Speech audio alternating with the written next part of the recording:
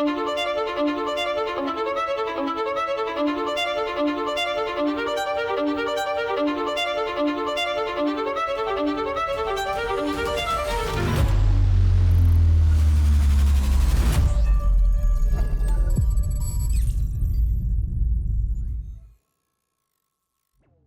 at any particular hours or to be in any particular country. Every country has internet, or you have a Starlink in every country. I'd love to know if there's people that mine from boats. Like, is there somebody just sailing around the world mining Bittensor? I was definitely deving on a boat down. like I was on a boat. I went from Colombia to Peru. Like there's this like cargo boat that takes like 4 days, and it had Starlink on it, and it was like down the Amazon River. And there's me like deving for Bittensor and for grads on this boat when we first started out. So it's definitely possible to. You went down a cargo boat on the Ucayali? Yeah, man. I spent it was 40 quid for 4 days. Yeah. In a hammock, like and it was the gnarliest bathroom you've ever seen in your life. But it was fucking awesome. I know those boats. Those boats are proper ghetto. Yeah. There's no luxury on that thing, but it was fun. It was fun.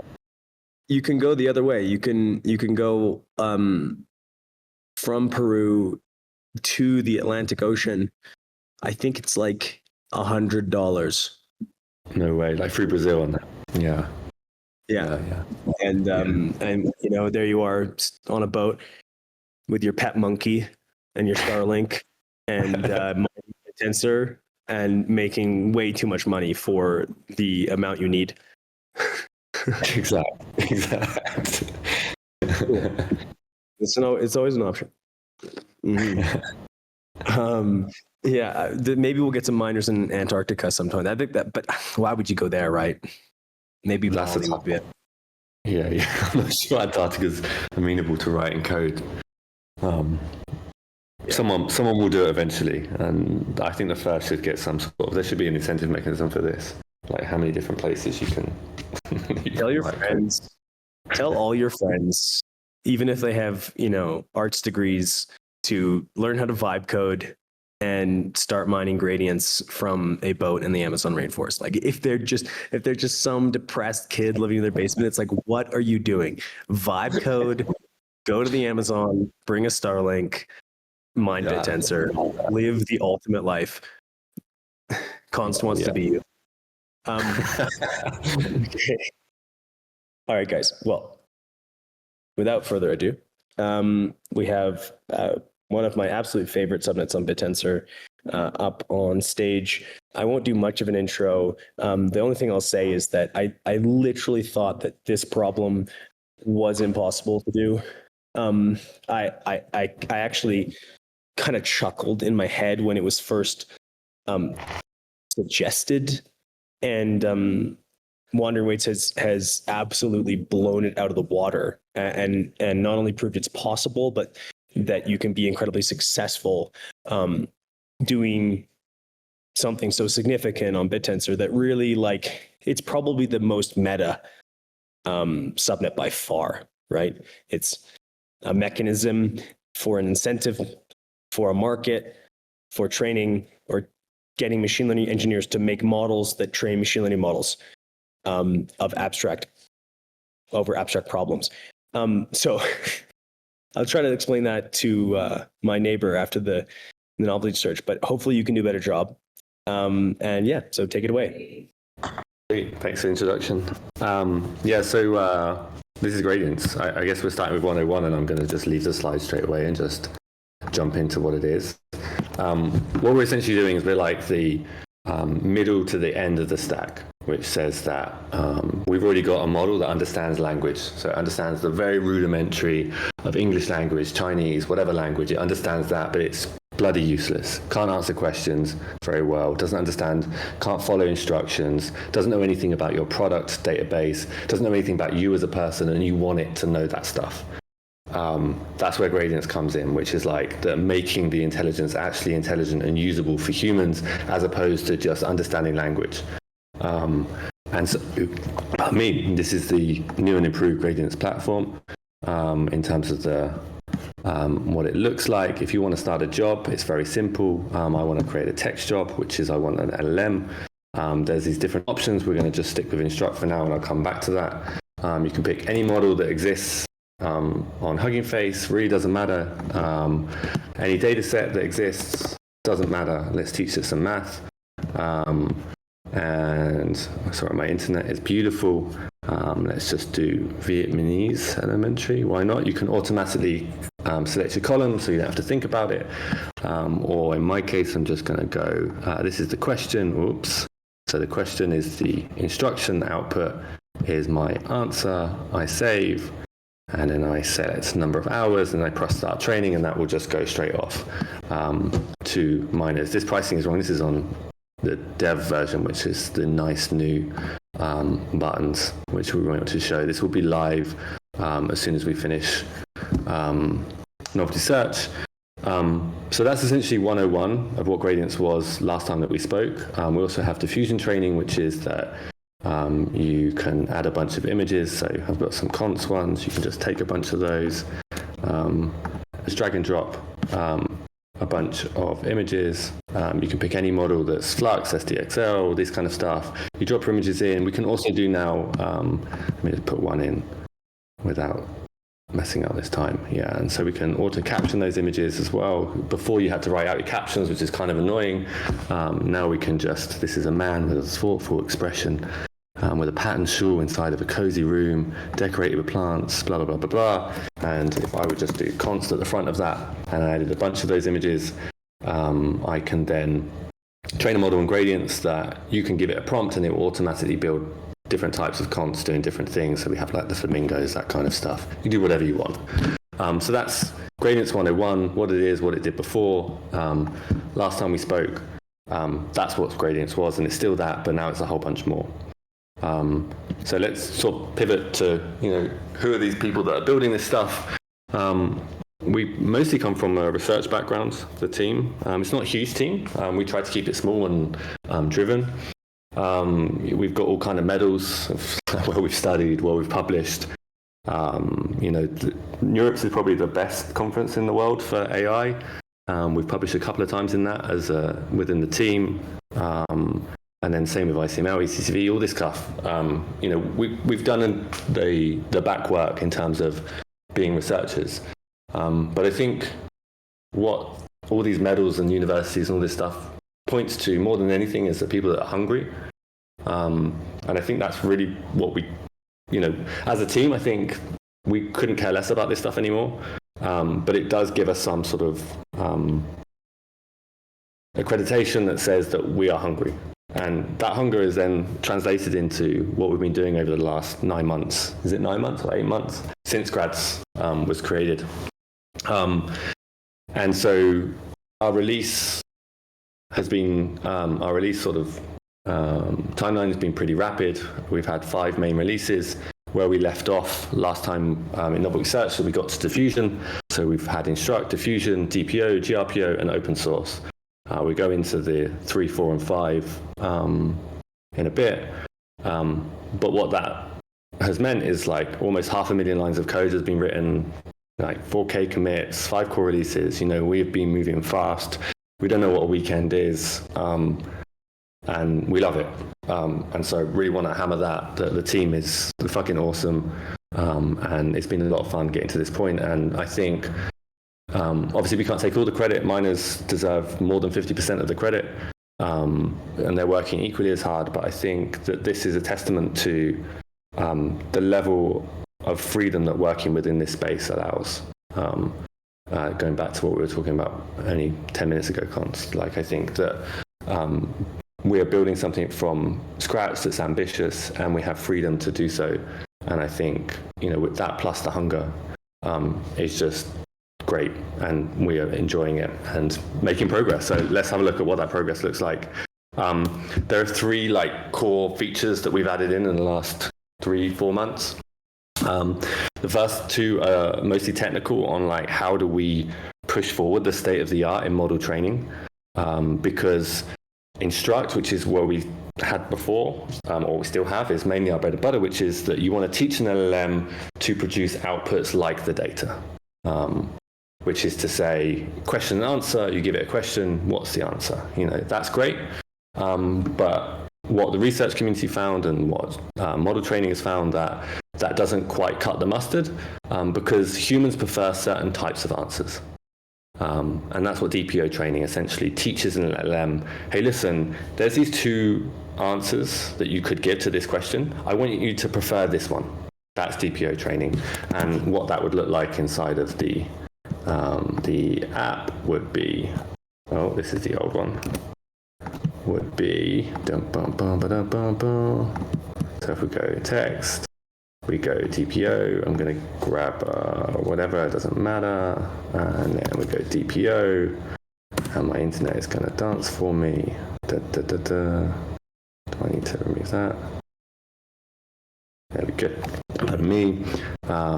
And so we could auto select, but let me just show you what that data would look like. So the data itself, instead of picking input and output, you're going to pick a prompt, and then you're going to pick chosen and rejected. So you can pick whatever ones, hang on, and then chosen and then rejected. Select that column mapping, choose number of hours, plus go if you had the monies, and this model now will be focused to get the chosen over rejected. So you're essentially going to start to coerce your model, not just to give you the right answer, but to give you the answer in the way that you would expect your customers, your model, whatever it is, depending on your use case.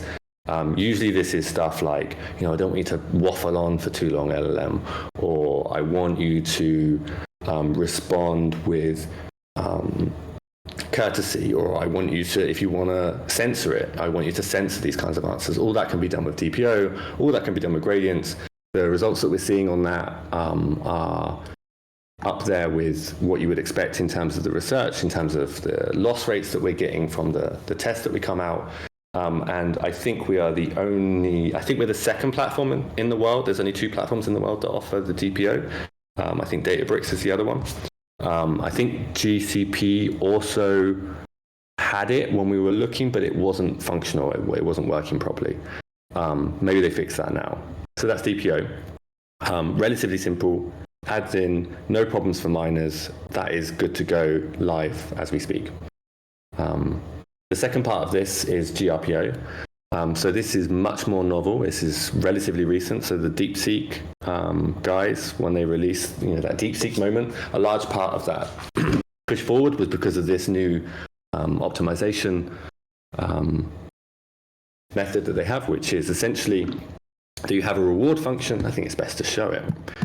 So let's do a GRPO job to show what I'm talking about. So we go text. We can go GRPO, we can select any model that we want. Let's do this little Quenny boy.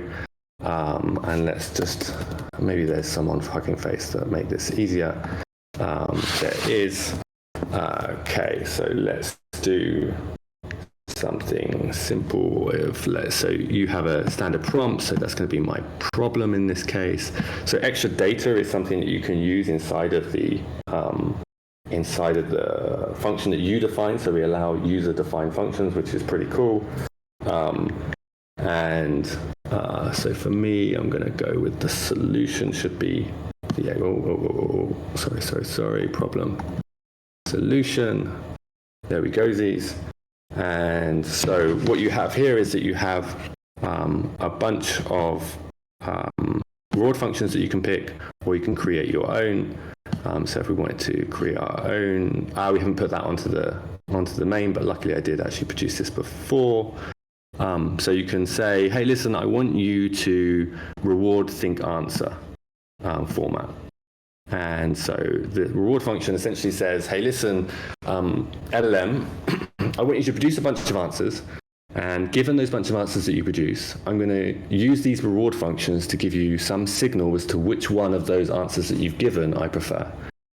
And so this is an example where we're saying, I want you to, if you use think and answer brackets, then you're going to get more reward. And as soon as you put this in, to your training, then it's going to mean that your answers are going to follow that format because they're going to be rewarded more for doing so. In our particular example that I've just given there, we have the answer is going to be between A and D, right? And so I could come up with this reward function, which I just did before jumping onto this call, which essentially says I want to have my answer such that solution is there. And if you have solution with some letters, then you get some reward. And if you get the correct answer, then you get more reward. And so this is just me messing about for that. And you can select a weight. So, maybe this one is more important than this one. And then you can continue with these two reward functions. You can add more reward functions. And then you set this off and fire away, and away you go. And that's GRPO. And we want to make this is relatively complex, is relatively state-of-the-art in terms of the research community. And we want to make this as flexible but as user-friendly as possible. And so the reward functions themselves, we've got like 15 or so that we've predefined that are just the basic ones. But we want to open this up to the research community and to companies in general, which allows them to pick any reward function they want. And where we're going with this, and I think when we say where we're going, we're talking a week to 2 weeks.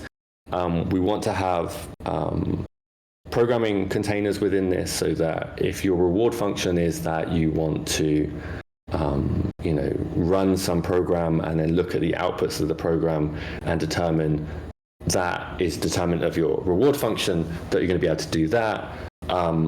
I think we can get weird and wonderful with this, basically, is the idea, is that we don't want to kind of hammer you in and say, we're going to define what the reward functions are and you can just use them. We want to get to the place where any user, any research group, any company can define any reward function and push forward not just training on gradients, but just the state of the art in general. And so that's where we're going with GRPO, and we're hyped about that. It's really exciting. And miners, again, they've picked up no problems at all. They've ran with it. We're excited to open. This is opened up for the first time today, so that's just opened up to organic traffic. Before this, it was pure synthetic, and it was just using the reward functions that we have. So it's going to be interesting to see how that changes and moves forward in the future as we get customers say, hey, I want this reward function. The only added bit that we have in here is that we do have a human in the loop to add new reward functions in the short term, just for security at first, just to make sure that everything, we're not getting some weird reward functions that would ruin miners or that favor stuff that miners have put up themselves, that kind of stuff. So we need to watch out for that. So there is a human in the loop for that. But essentially it's as you like. You can put whatever reward function you like in there. And then, so that's DPO, GRPO, and then the big one is the open source, and we'll come to that in a hot second. But I want to pivot back just a little bit to what we were doing 2 months ago, along with adding these new features, is that we wanted to prove out this great claim that Gradients is the best performing training platform on the planet. And I want to say that we've probably put together the most extensive experimental work on Bittensor, probably, where we ran 180 plus dataset model time period pairs or sets, and we trained all different types of models and on all different types of data sets across our platform and Databricks, GCP, Hugging Face, Together AI, and I'm probably missing one. And we wanted to see, is Gradients better? And better is essentially that we have some holdout test set that no one sees, and we compare, once you're trained on said data set with said model, who gets the lowest loss on the unseen test set. The answer to that is pretty clear. Like, it's Gradients. There's no real competition here. The only time that we ever didn't win was against Hugging Face on tiny models. And even then, it's within the bounds of noise when we didn't win, and we won 83% of the time. But other than that, it's a clear house. There's no competition. these. Some of them, it's not their bread and butter. It's not the only thing that they're offering, of course. Whereas gradients, we're focused on this problem. But it doesn't matter what you chuck at this. Doesn't matter if it's translation, math, code, reasoning, RAG. Like, gradients is better. And I think we're probably in a position where I would say that if you're a miner on another subnet and you're doing anything that requires training and you're writing your own training loop, stop doing that and come and do it on gradients. Which is the same question, the same thing that we're now saying to customers, which is if you want the very best performance, you need to come and do it on gradients. Like, there's no reason to not do this anymore. And I think that extends out to, or our whole premise is that if you're going to hire a machine learning engineer, 150 grand a year or 100 grand a year, and you want them just to solve, you've got one data set that you want to train on, instruct, DPO or GRPO, you don't need to employ them anymore. You can just run this on gradients. And that's the premise of gradients and where we're moving in terms of our customer offering. But the performance-wise, it's kind of a done deal, I think. I think this was, when we got this piece of work put together, it was a bit of a wow moment for us, where it's like, this is game, set, and match, and it doesn't matter what size model you're chucking at. It's the other thing that we've done since we last spoke, or since we last did novelty search, is that sizes up to 70B are now offered. Before it was only up to, I think, 8. So now we're doing the bigger models. There's no reason why that we can't extend this out to 500 billion, other than it's an open question as to how we navigate putting that work onto miners that is not organic traffic, to train them to get good at that. Because to train a 500B model, you're talking at multiple H200s, and that cost has to be reflected in the organic traffic that we would expect in order to make that worthwhile for us to do. And the other thing is, when you're building, if you're going to build a bespoke model for a company, usually you don't reach for the biggest model. It's unnecessary. Usually an 8B model, if it's trained on your data to understand your product base or something like this, an 8B is going to be able to do that. And so that's where we're kind of really focused on making sure that we are top notch, or the mining pool is top notch. And in that case, sin problema. There's no problems here. So it's not just the text, it also translates into the diffusion model. So Civit AI is the only competition out there, or the only real competition out there. And again, it's game, set, and match. It's a little bit closer than the tech stuff. It wasn't like every single one that we won by a long, long way. What we do see is that in the harder context, which is at higher noise levels, I don't want to go too much into the details of how this experimental setup was put together. Please read. We also released a paper that's being reviewed at the moment for a conference. I urge you to go and have a read of that if you want to know the technical details. But essentially, in the harder context, the harder the problem is, the better gradients does.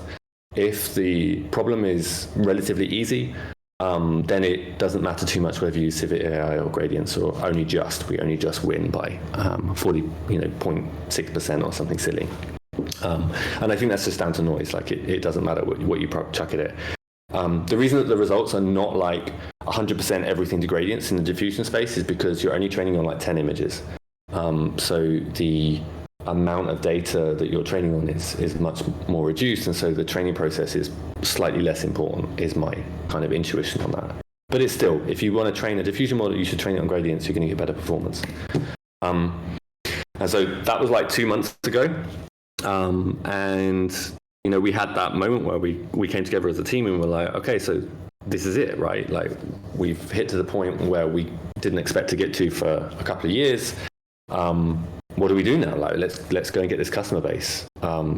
And so because of the team's background, we already have clients and people that we've worked with or worked for. So we reached out to them. We had meetings with them. They were hyped about the performance stuff, but they really got stuck on the data side of things, which is the conversation usually went, Chris, I would potentially trust with Rayon or gradients, But I can't trust my data being given out to a miner somewhere in the world, and you don't know what they're running. Even if that model does come back and it's really, really good, it's my data that I'm worried about. And so we can make the argument, you can anonymize it. There's no incentive for them to keep your data, but it's not enough. And there's this other sort of niggle that we were thinking as well as a team, which is that the reason that we got into this, and the reason we're kind of hyped about Bittensor and the subnets and our vision as well, is that shouldn't it be open source? Shouldn't it be open? Isn't the idea of Bittensor that it's kind of like open intelligence, that it doesn't lie in one place? And what if we have one miner or one mining team that dominates, and their stuff is proprietary? We have no idea what they're running. What's the difference between that and closed AI, really?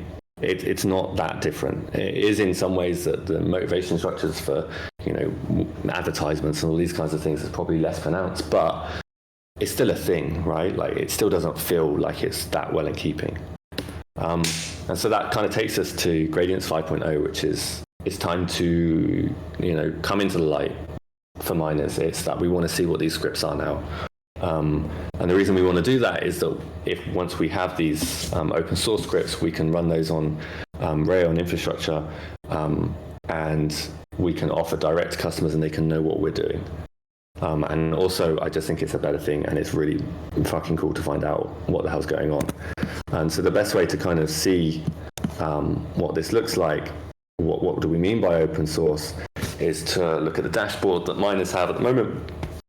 Which what we have at the moment is there are 2 tournaments that are due to start running, but they run continuously with 24-hour breaks in between, text and image. So text is a little bit harder, which is, if you're a text miner, I no longer want you just to give me your model.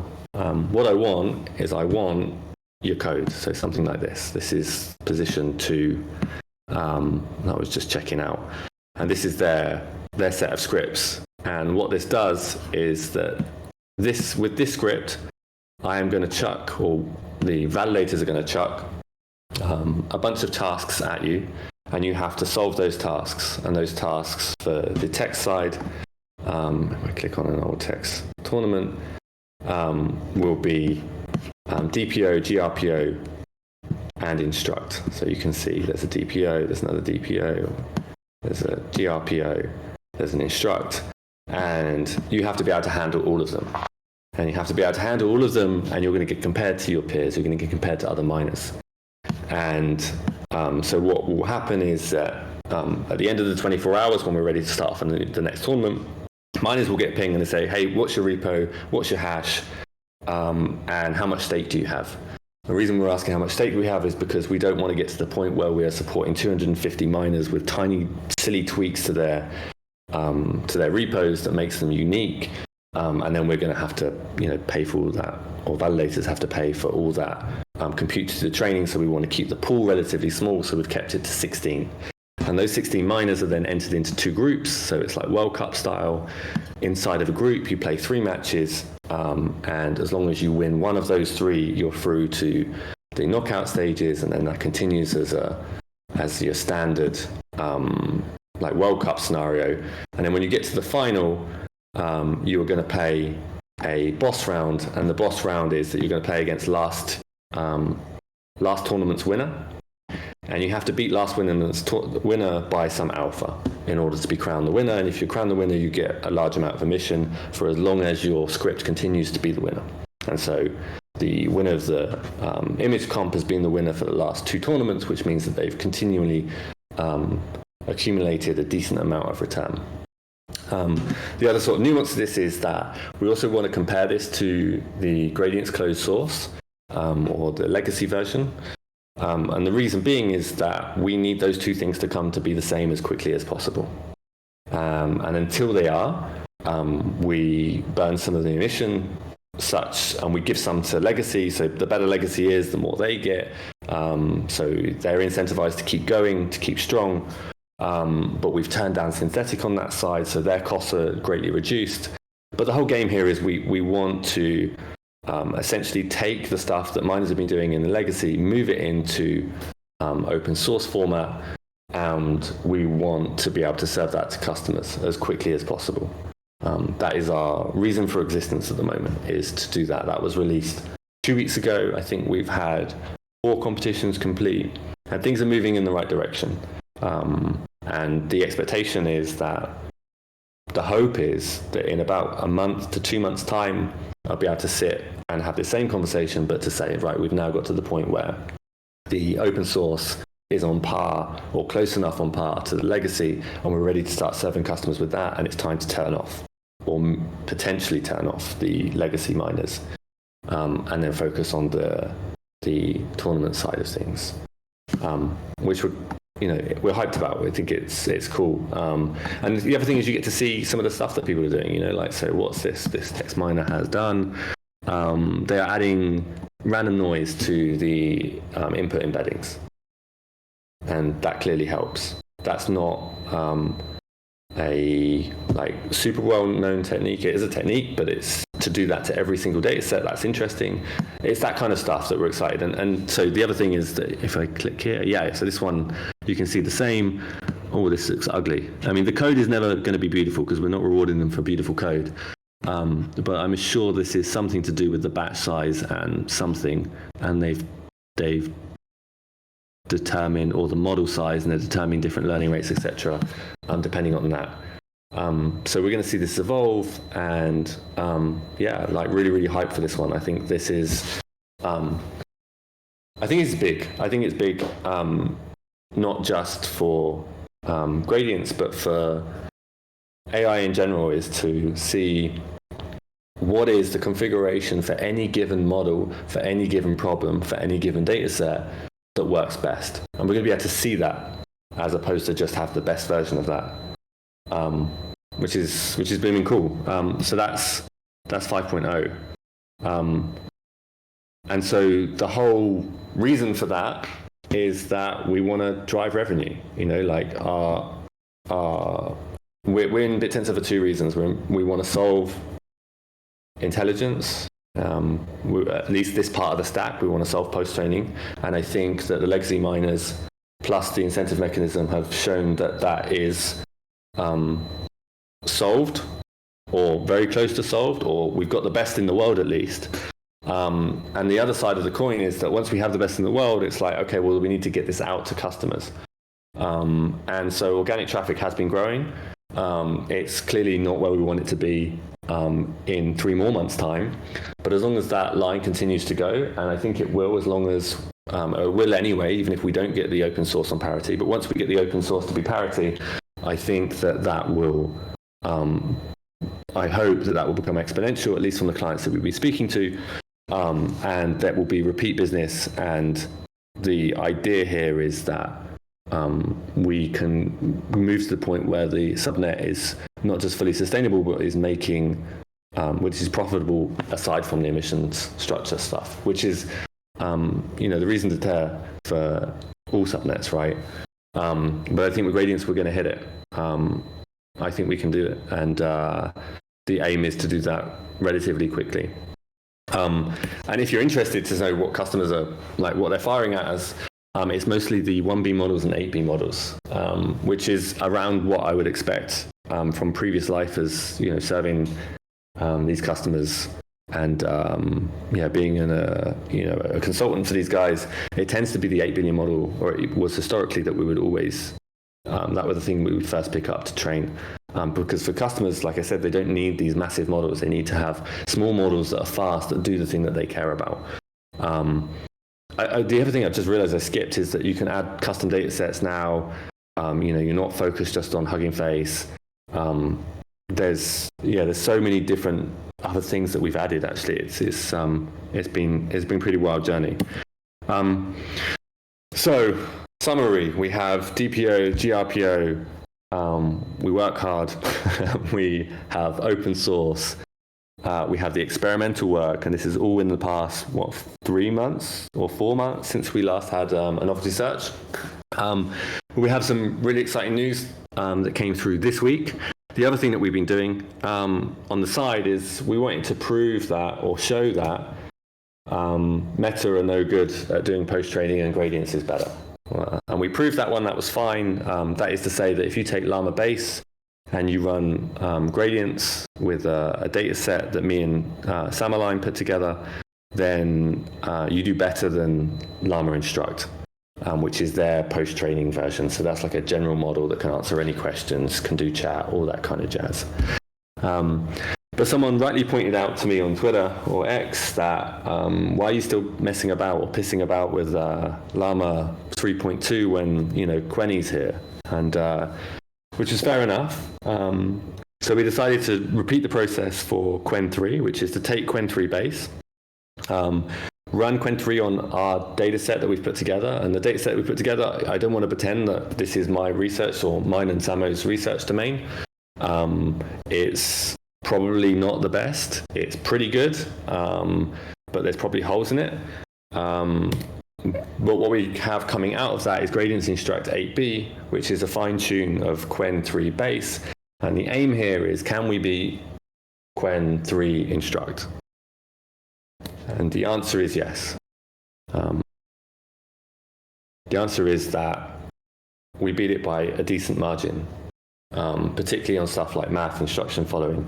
And so this is your standard LM bench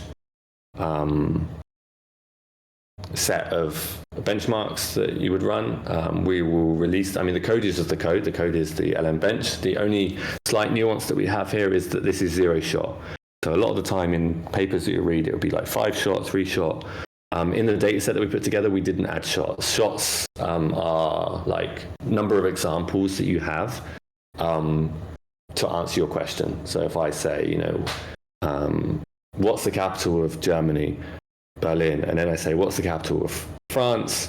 Well, the answer is Paris, and I've given you one example already. So that's 1 shot. This is 0 shot, these sets of results. And so there is a little bit more work to be done because I want to add those shots into our data set. And once that's done, we will then trounce the same on the like 5 shot, 3 shot benchmarks, because in those benchmarks, it's not as clear cut that we're winning. It's like sometimes we win, sometimes we lose. But on the 0 shot, which is what our data set is, we win, which is to say that a model that is trained natively on Bittensor is better than Qwen 3 instruct. I think it's reasonable to say that claim.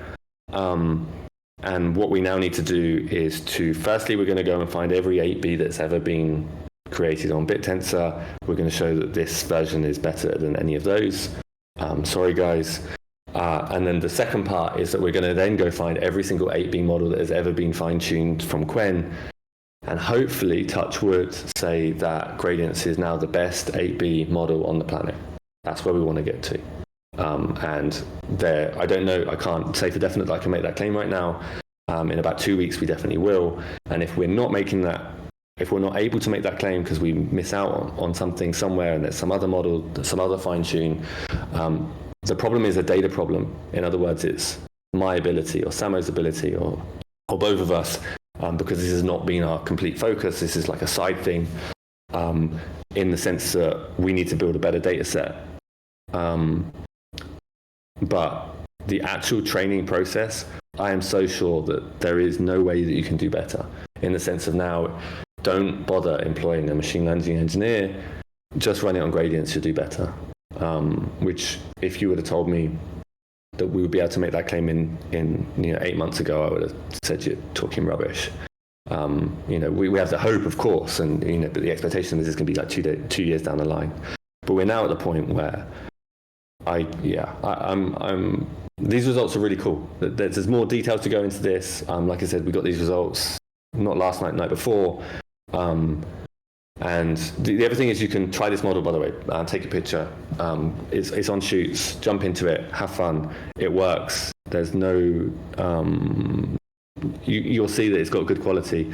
And hopefully you'll be playing with this and saying, okay, well, if I'm going to use an 8B model locally to do math, code, one of the other, some science questions, you're going to use this model because it's the best. So I think at that point, I think let's pause on that and open up for questions and thoughts and the rest of it. Thank you. How come there's no mention of you guys mining Affine? That's fantastic news too. Yeah, of course. I don't care. yeah.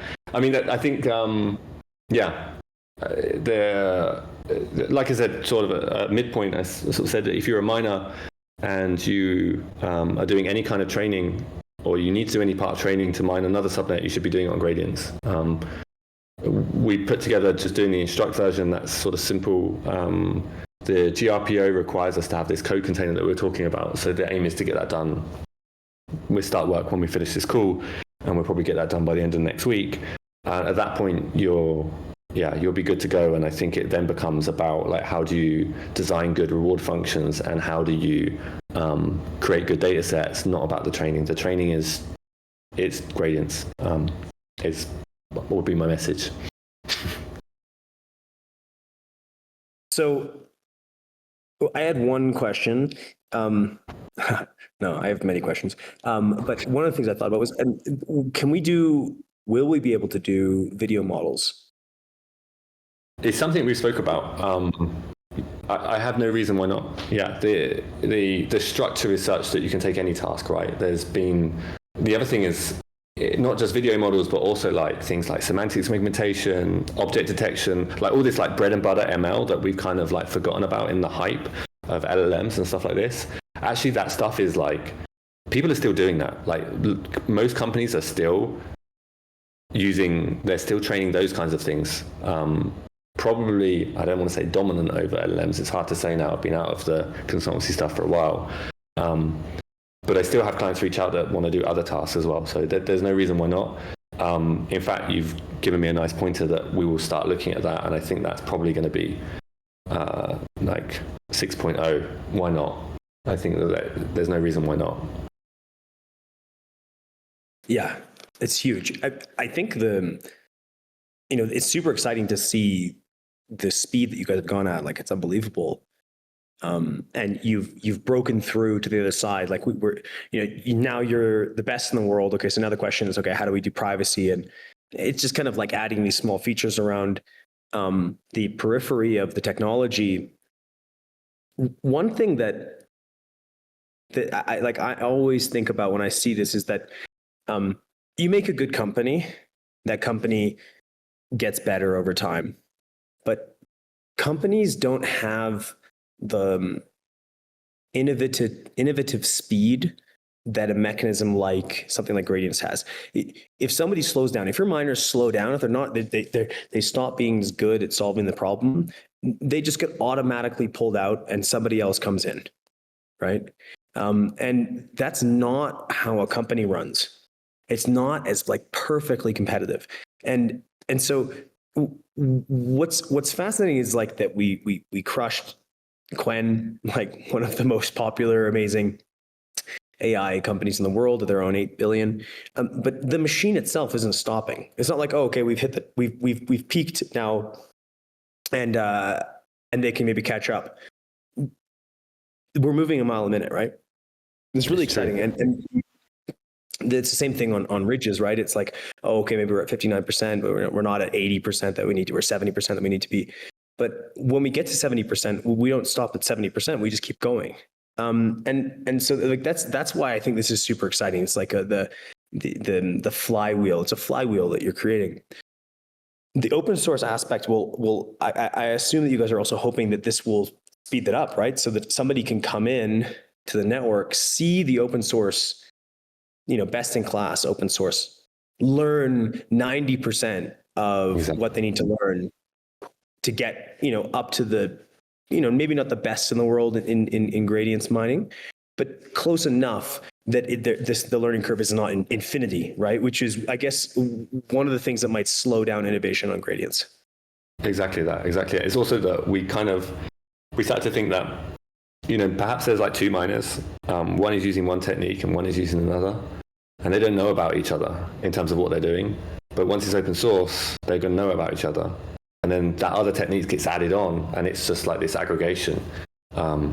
So yeah, the limit is going to be the limit in terms of what is actually possible, as opposed to the limit of one miner's mind, which is where the difference is here.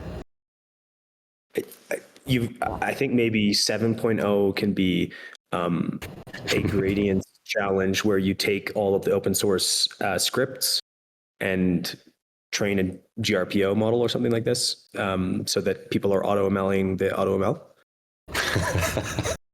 Meta or meta. Yeah. Anything is possible, I think. I mean, it sounds crazy right now, but it's actually not. Reasonable, even. We'll probably see it next year. So we're crushing language models. When it comes to image, are we also, one of the best in class in that domain, or like is Midjourney still like way above us, way ahead of us? Yeah. So these are base models, right? Like we're in the sense of we're already starting from a decent base. These are, for the image side, it's like training a LoRa to be good at producing cons images. So it's less clear that there's like a general state of the art, because these are just LoRa's, whereas in the text side, it's like because we built this data set that's kind of like general. The open question is like, it's not something we've even looked at yet, but there's no reason why not to try it, which is, can we build a huge image data set? Very easy to do. And then do the same thing. So we have I have no idea. No idea is the answer to that, but let's do it. Diagonal, if you're on the call, take notes. We're going to do that too. What? So, AutoML is classically used for these somewhat smaller jobs, right? So fine tunes and specific machine learning models. Would you say that as an industry, though, like as pre-training becomes less and less the tip of the spear? When I was at Neural IPS a couple of years ago, this is what Yoshio Bengio said on stage. He said, it wasn't Yoshio Bengio, sorry, it was Ilya. Mm-hmm. He said, the age of pre-training is over, and we're now going to be focusing on effectively, the fine-tuning. And does that paint a picture for gradients that, like, effectively there's no problem that's outside of your guys' domain? Yeah, I think that's fair. That's a fair characterization, and I think it's true in the sense of, it's like train once for the pre-training bit, like take all of the internet, learn language, and then post that, they're gradients problems. Whether that's like designing reward functions that are going to push forward general AI, or whether that's like specific domains, like learning a product base, that kind of stuff. And I think it's true that that's where the meat is now. That's where all the innovation is coming. Like we already, we can't say for definite there's not going to be any innovation in pre-training, but the innovations are very small. Whereas like there's the big jumps that have happened in the last year. It's all come on the post-training side. Yeah, exactly. Like GRPO, what you guys now have. Yeah. And right now, you guys can't do trillion parameter models like, say, Kimi. Do you think that's a limitation, really, or do you think the field is actually going to go back down to, like what we saw with hierarchical reasoning models, what we've seen with things like JEPA, that the field can go to smaller models and still perform very well? Do you think that is? Do you think that basically brings down the barrier for us to achieve truly state of the art? Yeah, I think so. There's two ways of looking at it, right? Like the first is that, like I said before, when it comes to customers, things like that, like smaller models are genuinely preferred anyway. But when it comes to like the best AI on the planet, I think it still will probably be a pretty large model. And there is no real limitation in the mechanism and in the setup that gradients can't do that. is the first part. It's just the motivation to do so, and like how do we make a determination of to like how much we want to put on miners in terms of synth before we have a real drive from organic traffic or from us trying to build that state-of-the-art model or fine-tune that state-of-the-art model. But then the other side of it is like, I'm not sure that you need to train, say you've got a 100-layer beast. Do you need to train all 100 layers to get state-of-the-art even? Because most of those first layers, like they're not changing. They're not changing with post-training. And so the other question is like, do we even need to make miners do the entire thing? And would they even do the entire thing? And at that point, their costs become the inference plus a bit of training, as opposed to training the entire thing. So I think that there's some open questions there. But so I don't see the limit in gradients. Like it doesn't, like trillion parameters, we could do that. It's just, is it cost effective to do that right now for miners? And then the second is that, do we need to do that at the moment the push is that we need to move to the revenue side of things to make everything self-sustaining, and then it would probably make sense to then say, okay, but then the emission side of stuff, we will then plow that side of things into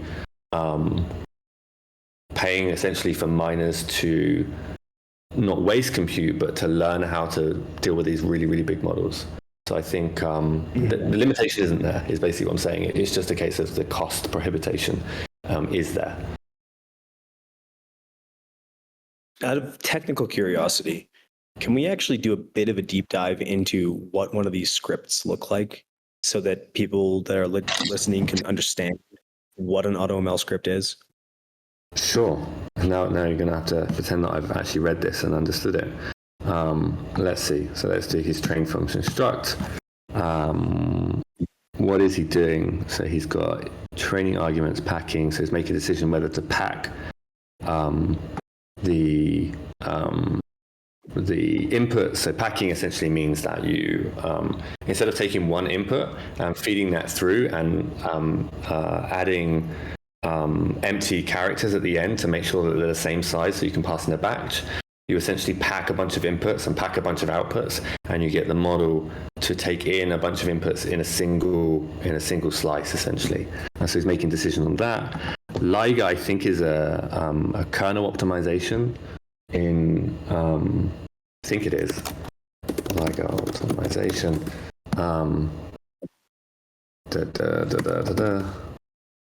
Yeah, it's a Triton kernel, so this is going to be faster training. Whether to use LoRa or not is whether you're going to train all of your parameters or whether you're going to learn a low rank version of those. So in other words, you're going to learn some mapping and then map those parameters onto your originals. I don't know what that is. And then this is making decision as to, I guess he's going to use all of the parameters, find all linear names, so he's going to do something different. So essentially what miners will be doing is that they will be analyzing the problem of the model and making a decision of, given the model, there are these things that I can do. So these things are, am I going to use quantization? Am I going to use LoRa? Am I going to use a Liga kernel? Would flash attention work for this particular model? All these kinds of decision making need to be embedded inside the script, because either you're not going to train a good model, or point blank, it will fail if you get it wrong. So if you use flash attention for a model that doesn't support it, it will fail. And then the same when it comes to the data set, what are they going to do here? Decide on the number of steps, max batch size theory, and then I guess they're going to use a some sort of way of dropping back if they get it wrong. So in other words, if you use too much of a batch size, you're going to run out of memory. If you run out of memory, jobs are good and you're out. So you need to make sure they get that right. And if you use too small batch size, you're not going to get through the training quick enough, so you're going to fail. Then so they're blah blah blah, and so that's their main trainer. And then they've got like these other things. So they've got a customized trainer here. So there's some special cases by the looks of it, and where error generation config models. So this is, they compute the loss, they make decisions about when to evaluate, because evaluation is costly, but you still need to do it. So evaluation is like, while you're halfway through the training, you need to check, how good is my model right now against some eval set that we haven't seen. Problem is that checking of how good takes time. And if you've only got 3 hours to run a job, when you make the decision to make that evaluation? Like, this is a difficult problem. Because you want to do it as often as possible, but it costs time. And so you want to stop at the right point. So different type of saving stuff, then a GPO custom eval save callback. And so I think the thing is, the take home is, it's bloody complicated. Right. You know, this isn't like you couldn't put this into one script. I don't know how many lines this stuff is. And then you have these custom stuff, like I said, like this adding noise, which is a research thing. And I don't know if they run this for every model. Maybe there's some models that they add noise, or some data sets that they add noise to stop overfitting, depending on the size of the model, size of the data set model pair. Yeah, it's complicated, right? And then I'm assuming they're going to have some sort of, I mean, we kind of looked at this one here, didn't we? So depending on the model size, and I don't know, I guess this is 15 to 20B, that would make sense, right? So if it's 15 to 20B model, this is the learning rate they start with. This is, they use DDP, number of GPUs they use, et cetera, et cetera. And yeah, so essentially there are so many different knobs and buttons and things that can change. And I don't know how many of that is, but I would go in the region of, there's probably 1,000 different things that you can tweak for any given set of model data sets. 10,000, exactly. Miner's game is like, how do I find which of the parameters to tweak in what ways for each given model data set pair? And it's huge. It's very, very difficult.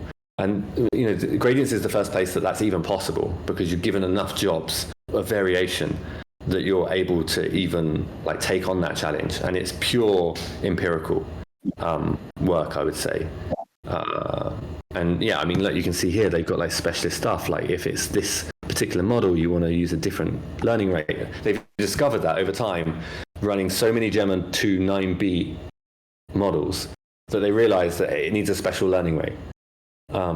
So you can imagine the experimental work that's gone in the background for a miner to have come to that decision, and that is now the state of the art. And that this goes across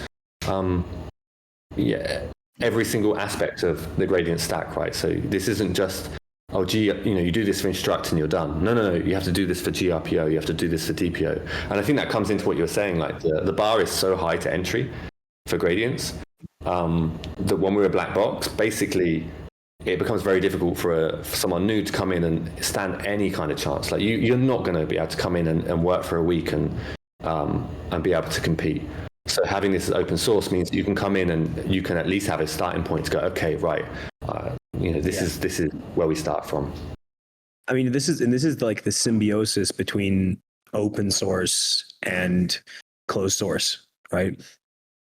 When you have fully closed source technology, you limit innovation, you limit growth, because it just takes way too long, and like the learning curve is too steep, the incentive curve is too steep, right? You can't mine gradients anymore because this guy has done 500,000 tests to find the learning rate that's perfect.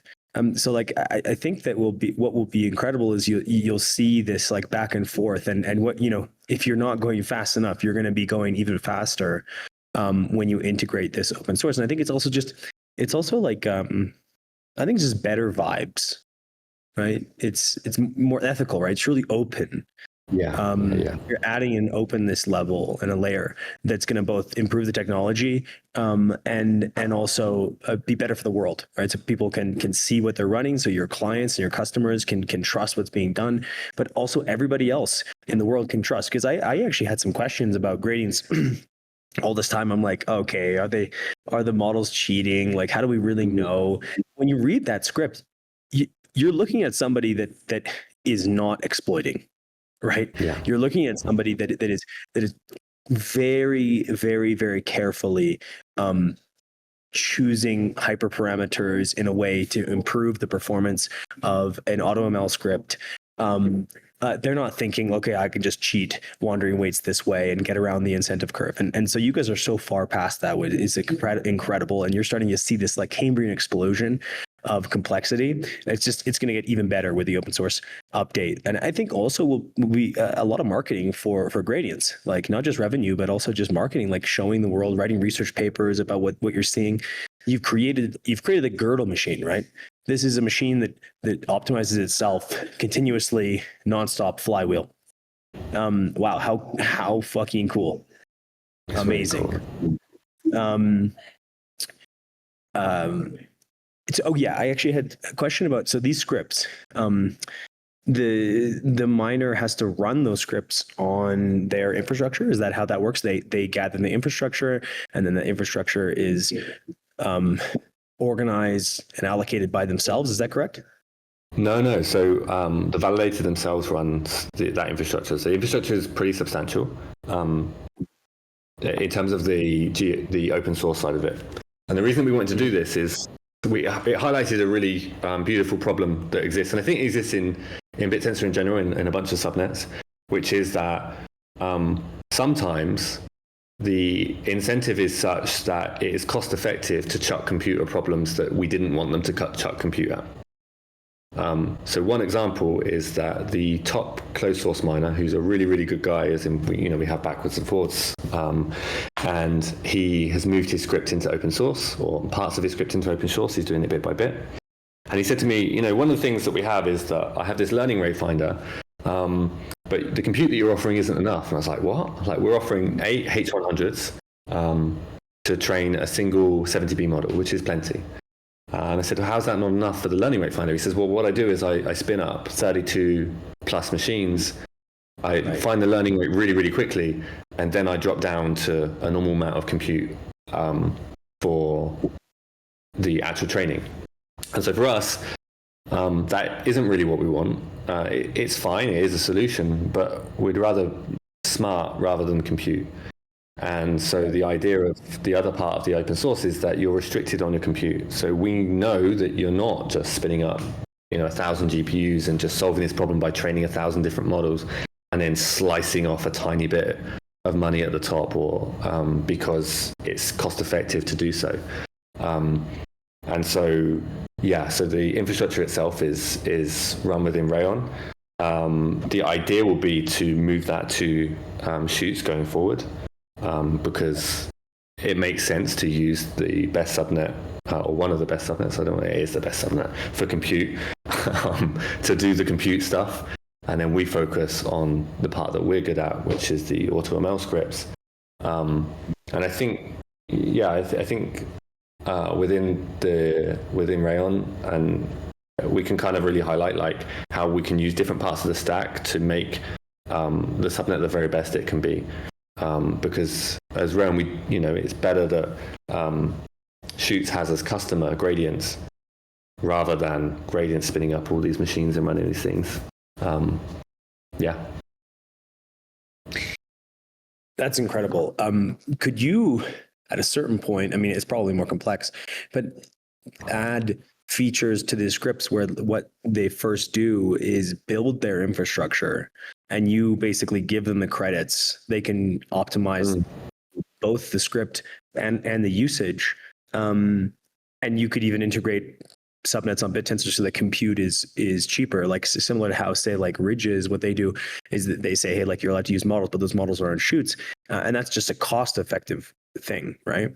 And what would be powerful about something like that is when it comes, if you force your miners to integrate with one of the compute subnets on Bittensor, whether it's Shoots, whether it's Basilica, whether it's Liam,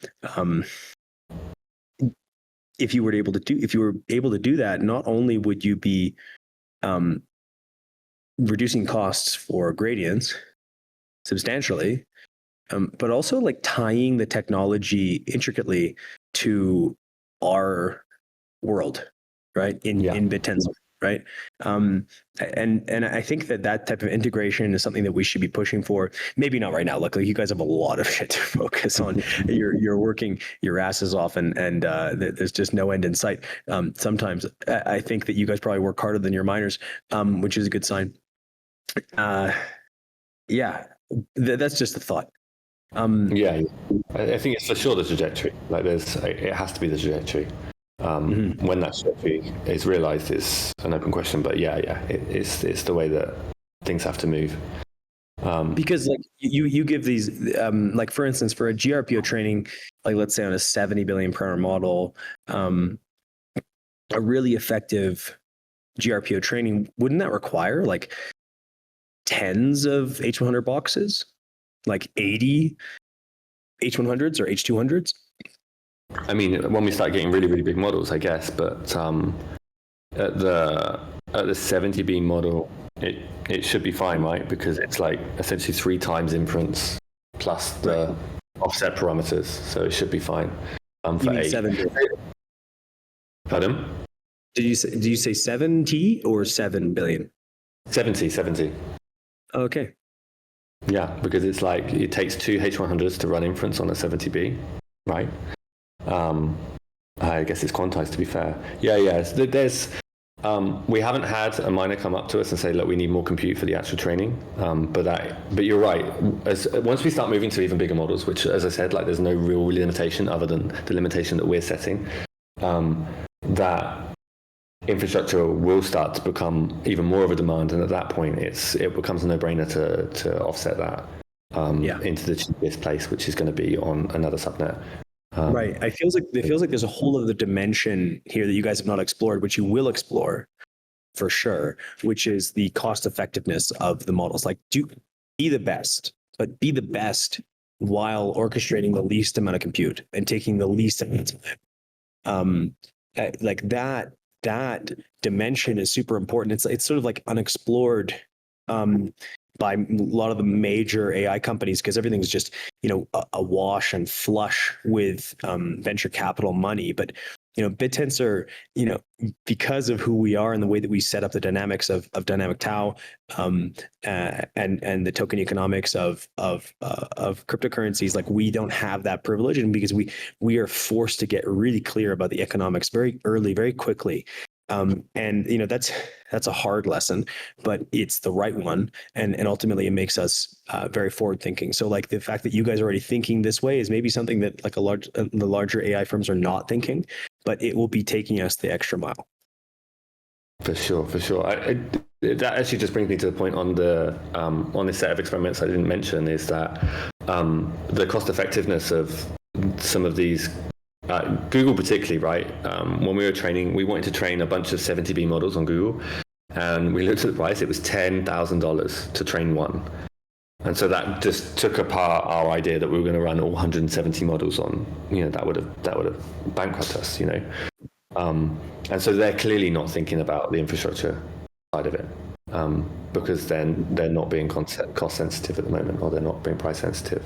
So yeah, I think as we because we want to stay cutting edge and the cheapest, or one of the cheapest, we need to get down the other side of the coin, which is the infrastructure costs. Yeah. Hell yeah. Can I get a hell yeah? Yeah. Well, there's some questions maybe from the crowd here. Is anybody else in the chat would like to come up on stage and ask wandering Waits and Bonneveller questions? Now's the time. Actually, we'll just ask. I'll just read the questions actually. So Easy Trades, can you just type your question out? I think Kakashi is going to be talking about revenue. Do you want to go back to the revenue slide? Wandering Waits and talk about that? Let's do it. It's not our proudest slide. It's going in the right direction. And so I think we should probably say that the costs have been updated of late. So let me just, because I can't remember off the top of my head, let's take, if I was to train GPT OSS with some math, what do they do? This one here. Yeah. Instruction response, save the selection. Let's go. Is this not being updated, or I'm on the old one? Sorry, that's me. Okay, so yeah, you can see here that this is a small model, right? Yeah, so this is a instruct 3B, and you're looking at 15 an hour. So to train that model would be $100 for a tiny model. But if we go to a big one, so let's do a 70B. Oh no, let's do the OSS, because that's like, people want to train that at the moment. I think the ridges, not ridges, the guys on the fine are interested in this one, right? Let's do some math again. Why does that take so long? Am I doing DPO? Is that what I picked? Okay, it doesn't matter. I can do this. Yeah, so the cost of, if you were to do a 20B model, you're looking at $250. And then if you wanted to do the 70B model, I think it would cost $500, to give you an idea of like where the pricing is at. Right. Which is, you know, just for the crowd here, very possible to mine Affine just by figuring out how to get it working on gradients and going to this website and clicking through it. Someone asked, hey, can I do this with Bash? It's like, you don't need to. You could mine Affine with Gradient's website. And if you come into our channel, I'm going to be like helping people buy credits on Gradients so they can use this technology and make this connect. I think it's just good for the industry, good for the ecosystem. You can also do it. You can do everything with the API, right? Yeah, exactly. So that's what I'm showing here. Like you can batch jobs with an API that's like text, DPO, GRPO, the whole thing. Should be super simple. Like you can do custom. Here we go. Custom data sets here. My aim next week is to get some better documentation, not just this, of like how to use the full process, particularly with GRPO, because there's a slight nuance of complication there in understanding what the format should be, to make that super simple to use the API side. So if you want to do a bunch really quickly, use the API, but obviously the front end is beautiful, and if you're just doing one or two at a time, best to use that. Amazing. All right. Well, I'm sure it's late. You guys are in Asia. You're in Europe. Why don't we end there? What a fantastic presentation. Wandering. Bond, you were somewhat quiet the entire time. Sorry, moral support. Fantastic. Super. Let's actually, can you put a link in the chat after the call here, so where we can go and see the Quen model that beat Quen 3? Yeah, 100. Let me just put that there. Take a picture, but we'll get the link as well. Yeah, sweet. Thank you so much, guys. Thank you. Bye, everyone. Bye-bye.